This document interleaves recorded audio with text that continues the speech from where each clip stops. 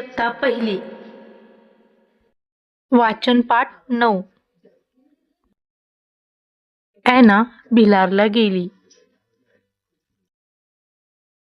सोबत टॉम होता. भिलार म्हणजे पुस्तकांचे गाव. गावात होती पुस्तकेच पुस्तके. ॲनाने एक पुस्तक घेतले. पुस्तकात खूप गोष्टी होत्या. छान चित्रे होती. ॲना वाचू लागली. टॉम ऐकत होता. वाचताना तिला मजा आली. दोघेही खुश झाले.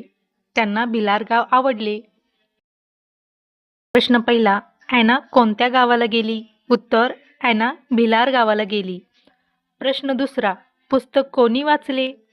उत्तर, पुस्तक ॲनाने वाचले. धन्यवाद.